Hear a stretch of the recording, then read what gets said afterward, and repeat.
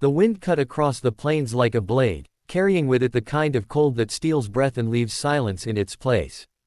Elijah Turner sat alone outside his small ranch, staring at the dying fire as memories of his late wife pressed heavily on his chest. Nights had been unbearable since she passed, but this one felt even crueler, as if the world itself was testing whether he still had anything left to give. When he heard soft footsteps behind him, he thought it was just the wind shifting the snow, until two trembling Apache girls stepped into the firelight. Their faces were pale from the cold, their clothes torn by the storm, and fear shimmered in their eyes like trapped light. Elijah rose slowly, palms open so he wouldn't appear threatening. The girls backed up instinctively, but their exhaustion was stronger than their fear. They tried speaking through chattering teeth, and though their English was broken, Elijah understood enough. They had been separated from their people in the darkness and had wandered all night with no shelter. Looking at their shaking hands, he felt something inside him crack open. The only blanket he owned lay across his lap, full of patches but still warm. It was the last thing his wife had sewn before she grew too weak to hold a needle. Elijah had spent months clinging to it as if the fabric kept him tethered to her memory. But now, as the girls swayed weakly in the icy wind, he felt his grief wrestling with something deeper, his humanity. Before he could talk himself out of it, he stood and wrapped the blanket around both of them, pulling it close over their shoulders. The older sister froze, stunned by the gesture. The younger one touched the blanket gently, as if she couldn't believe it was real. Elijah guided them toward the fire and knelt beside them, making sure the flames reached their numb faces. The older girl murmured something in Apache that sounded like disbelief. "No man does this," she whispered in slow English, her voice thin as a thread. Elijah smiled through the ache in his throat. "Maybe tonight, someone does." With trembling hands, he shared the last bit of food he had, a small pot of thin stew. It wasn't much, but the girls accepted it as if he had handed them a feast. Tears welled in the younger sister's eyes, tracing hot paths down her cold skin.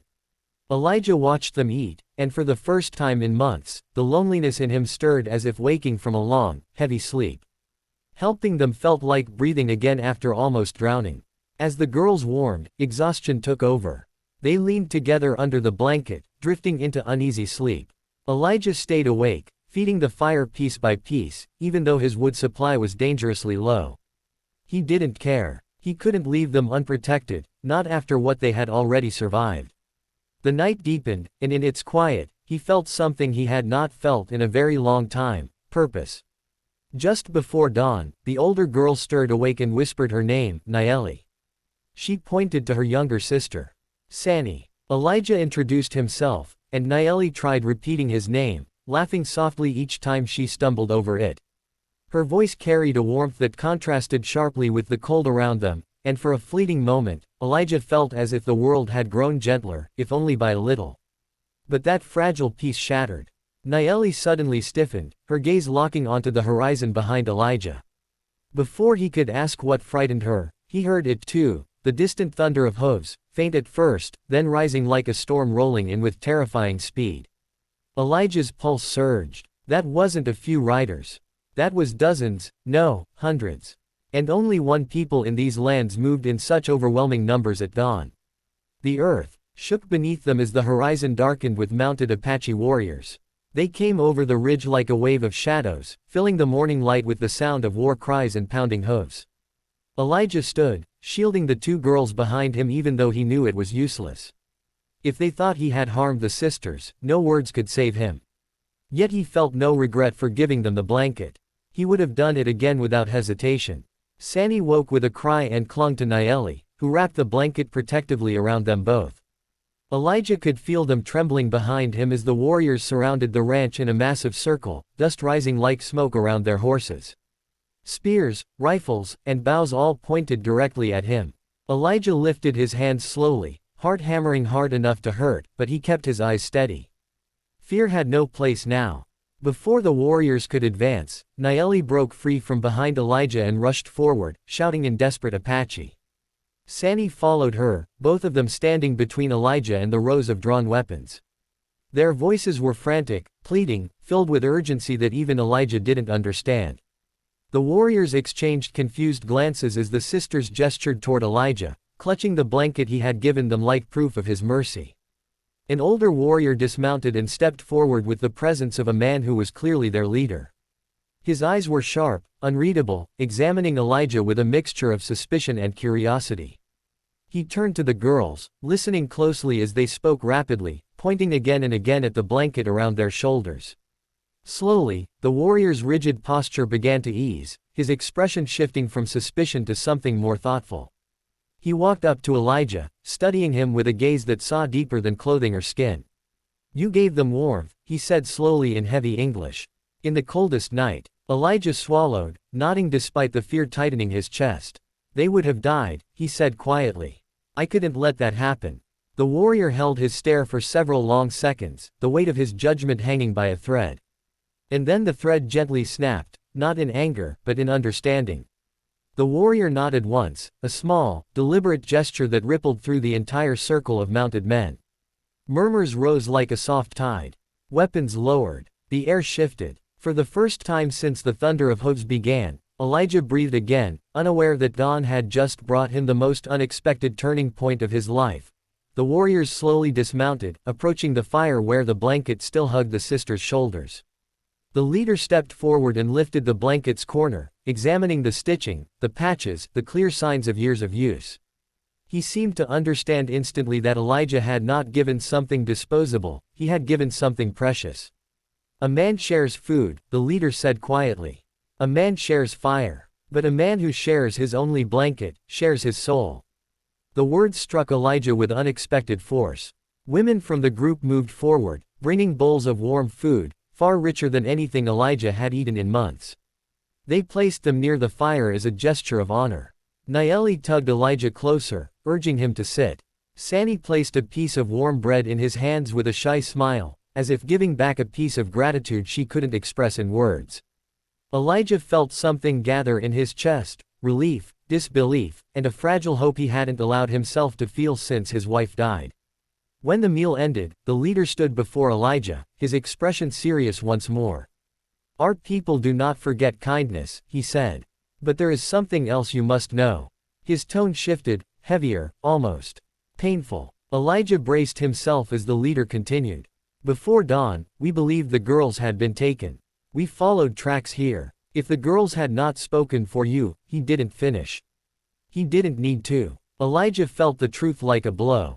He had been minutes away from death. But instead of fear, something else filled him, gratitude. Not the kind that came from surviving danger, but the kind that came from finding unexpected allies in a world that had felt so empty. The leader's voice softened. "You protected our daughters. Now we protect you." Elijah blinked, unable to speak as the weight of the promise settled around him like a new kind of warmth, unfamiliar but deeply welcome. As the warriors prepared to leave, Nayeli and Sani clung to Elijah in a tearful goodbye. The younger girl pressed something into his hand, a beaded bracelet with colors woven in patterns he didn't understand. "For strength," she said in halting English. Nayeli added softly, "For remembering." Elijah's breath caught. The gift felt like a bridge between two worlds that had never meant to touch, yet fate had forced them together on the coldest night of winter. Just when Elijah thought the morning's surprises had ended, the leader returned once more. "We leave now," he said, "but not all." He gestured behind him, and two young Apache men stepped forward carrying bundles of wood, blankets, and food, more supplies than Elijah could have gathered in weeks. "They will stay to help you rebuild your stores," the leader continued. "A good man should not live alone with an empty fire." Elijah felt the sting of emotion rising in his eyes. The two young men worked beside Elijah through the morning, repairing fences, stacking wood, and reinforcing his small barn against future storms. Though they spoke little English, their respectful silence felt comforting, not awkward. Elijah realized how long it had been since he'd had company, since anyone had stood shoulder to shoulder with him without judgment or pity. The presence of living, breathing people filled the ranch with a warmth far beyond the fire's reach. By midday, the ranch had transformed. The firewood pile was stocked high, the barn door no longer sagged, and Elijah's home looked less like a place holding onto grief and more like a place preparing for a new beginning. One of the young men placed the final piece of wood on the pile, then tapped it twice, the Apache gesture for "finished." Elijah smiled, surprised by how natural it felt to return the gesture. Before leaving, the young warriors offered him a simple instruction. If danger comes, one said haltingly, send smoke, 3 lines.